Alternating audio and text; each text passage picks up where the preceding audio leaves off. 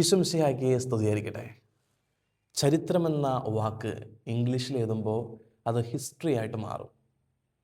അത് രണ്ടായിട്ട് മുറിച്ച് പറഞ്ഞാൽ ഹിസ് സ്റ്റോറി, അവൻ്റെ കഥയാണ്. പക്ഷേ ഇന്നത്തെ സുവിശേഷ ഭാഗം നമ്മുടെ മുമ്പിൽ വയ്ക്കുക ഹെർ സ്റ്റോറിയാണ്, അവളുടെ കഥയാണ്. ചരിത്രം തന്നെ മാറ്റി എഴുതിയ പരിശുദ്ധ അമ്മ യെസ് പറഞ്ഞ കഥ. ലൂക്കായുടെ സുവിശേഷം 1-ാം അധ്യായം 26 മുതൽ 38 വരെയുള്ള തിരുവചനങ്ങൾ. ഈ തിരുവചന ഭാഗത്ത് ഗബ്രിയേൽ മാലാഖ പരിശുദ്ധ അമ്മയുടെ അടുത്തേക്ക് കടന്നു വരിക നസ്രത്ത് എന്ന പട്ടണത്തിൽ പരിശുദ്ധ അമ്മ ആയിരിക്കുമ്പോഴാണ്. എന്താണ് ഈ നസ്രത്ത് എന്ന പട്ടണത്തിൻ്റെ പ്രത്യേകത? നസ്രത്ത് എന്ന പട്ടണം മാപ്പിൽ ഇല്ലാത്ത ഒരു സ്ഥലമായിരുന്നു. റോമൻ സാമ്രാജ്യത്തിൻ്റെ മാപ്പിൽ ഉൾപ്പെടുത്താത്ത ഒരു സ്ഥലമായിരുന്നു നസ്രത്ത് എന്ന് പറയുന്നത്. അതിനുള്ള കാരണം നസ്രത്തിൽ ജീവിച്ചിരുന്ന ജനങ്ങൾ സാധാരണക്കാരായിരുന്നു, കൃഷിപ്പണിക്കാരായിരുന്നു. അതുകൊണ്ടാണ് യോഹന്നാന്റെ സുവിശേഷം 1-ാം അധ്യായം 46-ാമത്തെ തിരുവചനം പറഞ്ഞു വയ്ക്കുന്നുണ്ട്. നഥാനിയേൽ വന്ന് ചോദിക്കുന്നുണ്ട്, നസ്രത്തിൽ നിന്നും എന്തെങ്കിലും നന്മയുണ്ടാകുമോ എന്ന്. ഒറ്റപ്പെട്ട് കിടന്ന ഒരു സ്ഥലം, ആ ഒറ്റപ്പെട്ട് കിടന്ന സ്ഥലത്തേക്കാണ് ഗബ്രിയേൽ മാലാഖ കടന്നു വരിക. ആ ഒറ്റപ്പെട്ട സ്ഥലത്തിൽ നിന്നാണ് ഒരു വലിയ ചരിത്രത്തിൻ്റെ യെസ് വന്നത്. ഇതാ കർത്താവിൻ്റെ ദാസി, നിന്റെ വാക്ക് പോലെ എന്നിൽ നിറവേറട്ടെ എന്ന്. മാലാഖ പ്രത്യക്ഷപ്പെടുന്നത് നസ്രത്തിൽ വെച്ചിട്ടാണ്. അതിൻ്റെ അർത്ഥം ദൈവത്തിന് നല്ല സ്ഥലം, ചീത്ത സ്ഥലം എന്നിങ്ങനെയില്ല. എല്ലാം ഒരുപോലെ കാണുന്നവനാണ് ദൈവം. അതുകൊണ്ടാണ് എല്ലാവരും ഉപേക്ഷിച്ച് കളഞ്ഞ സ്ഥലം അവിടെ ദൈവം ചരിത്രം തന്നെ കുറിക്കുവാനായിട്ട് എടുത്ത ഒരു സ്ഥലമാക്കി മാറ്റി. ഒരു യഹൂദ പെൺകുട്ടി എന്ന നിലയിൽ യഹൂദ നിയമങ്ങളെല്ലാം അറിയുന്ന ഒരാളായിരുന്നു പരിശുദ്ധ കന്യകാമറിയം. അതുകൊണ്ട് തീർച്ചയായിട്ടും വിവാഹത്തിന് മുമ്പ് ഗർഭിണിയായാൽ എന്തൊക്കെ പ്രശ്നങ്ങൾ ഉണ്ടാകുമെന്ന് വ്യക്തമായിട്ട് അറിയാവുന്ന ഒരാൾ. നിയമാവർത്തന പുസ്തകം 22-ാം അധ്യായം 23-ാമത്തെ തിരുവചനം, ഒരു വ്യഭിചാരിണിയെ കല്ലെറിഞ്ഞ് കൊല്ലണം എന്ന നിയമം. അതുകൊണ്ട് ഇതെല്ലാം വ്യക്തമായിട്ട് അറിയാവുന്ന ഒരാളായതുകൊണ്ടാണ് പരിശുദ്ധ അമ്മ ചോദിക്കുക, ഇതെങ്ങനെ സംഭവിക്കുമെന്ന്. അതിന് കൃത്യമായിട്ടുള്ള മറുപടി ഗബ്രിയേൽ മാലാഖ കൊടുക്കുകയാണ്.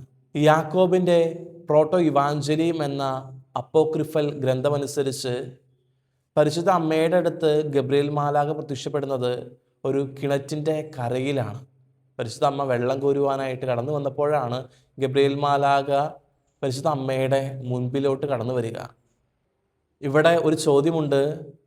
യഹൂദ നിയമങ്ങളെല്ലാം അറിയാവുന്ന പെൺകുട്ടി എന്തുകൊണ്ട് യെസ് പറഞ്ഞു? പരിശുദ്ധ അമ്മ ഇന്ന് നമ്മളോട് ഇതിനുള്ള ഉത്തരം വളരെ വ്യക്തമായിട്ട് പറഞ്ഞു തരുന്നുണ്ട്.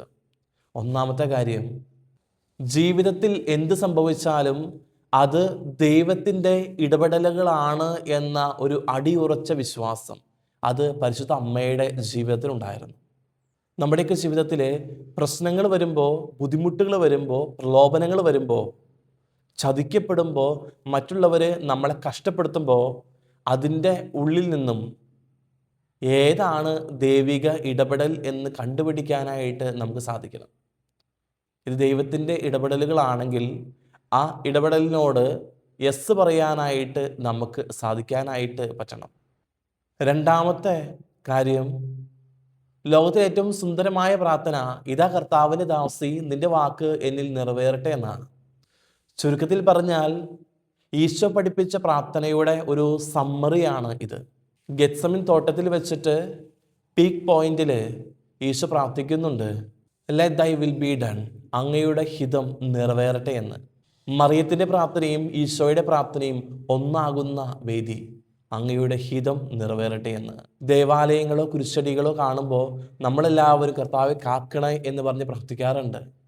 നമ്മുടെ പ്രാർത്ഥനകളുടെ നീണ്ട ലിസ്റ്റുകൾ ദേവാലയത്തിൽ കടന്നു വരുമ്പോൾ നമ്മൾ സമർപ്പിക്കാറുണ്ട്.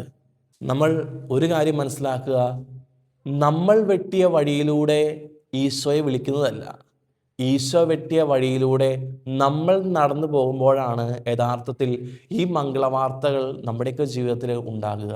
സഭാപിതാവായ എഫ്രേം ഇങ്ങനെ പറഞ്ഞു വയ്ക്കുന്നു, ഹൗവ ചെവിയിലൂടെ കേട്ട വാക്കിലൂടെ തിന്മയ്ക്ക് ജന്മം കൊടുത്തപ്പോൾ പുതിയ ഹൗവയായ മറിയം ചെവിയിലൂടെ കേട്ട വാക്കിലൂടെ നന്മയ്ക്ക് ജന്മം നൽകി. ദൈവ തേജസ്സിനോട് അടുത്തിരുന്ന മാലാഖയാണ് ഗബ്രിയേൽ. പക്ഷേ ദൈവ തേജസ്സിൽ നിന്നും അകന്നുപോയ മാലാഖയാണ് ലൂസിഫർ. വീണുപോയ മാലാഖയായ ലൂസിഫർ ഹവ്വായുടെ അടുത്തേക്ക് കടന്നു വരും പോലെ തന്നെ വീണുപോകാത്ത മാലാഖയായ ഗബ്രിയേൽ പരിശുദ്ധ അമ്മയുടെ അടുത്തേക്ക് കടന്നു വരികയാണ്.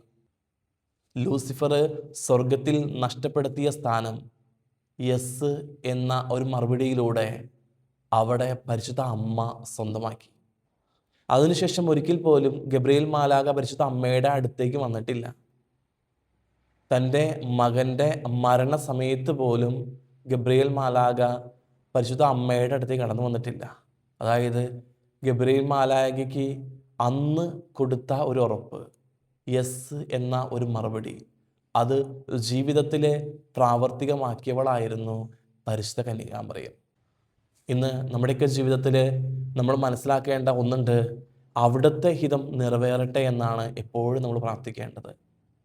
നമ്മൾ ആഗ്രഹിച്ച കാര്യങ്ങൾ നമ്മൾ നേടിയെടുക്കാനായിട്ട് പരിശ്രമിക്കുന്നതല്ല, മറിച്ച് ദൈവം ആഗ്രഹിച്ച കാര്യങ്ങൾ നമ്മൾ നേടിയെടുക്കാനായിട്ട് പരിശ്രമിക്കുമ്പോൾ അതിന് വലിയ അർത്ഥമുണ്ട്, അതിന് വലിയ വ്യാപ്തിയുണ്ട്. അതുകൊണ്ട് ജീവിതത്തിൽ ദൈവം വെട്ടിയ വഴിയിലൂടെ നമുക്ക് കടക്കാം. നമ്മൾ വെട്ടിയ വഴിയിലൂടെ ദൈവത്തെ കൊണ്ടുവരുന്നതല്ല, മറിച്ച് ദൈവം വെട്ടിയ വഴിയിലൂടെ നമ്മൾ നടക്കുമ്പോൾ 1000 പേർക്ക് നന്മ കൊടുക്കാനായിട്ട് നമുക്ക് സാധിക്കും. അതുകൊണ്ട് മറക്കാതിരിക്കാം. അങ്ങയുടെ ഹിതം നിറവേറട്ടെ എന്ന പ്രാർത്ഥനയുമായിട്ട് നമുക്ക് മുന്നേറാം. ദൈവം അനുഗ്രഹിക്കട്ടെ.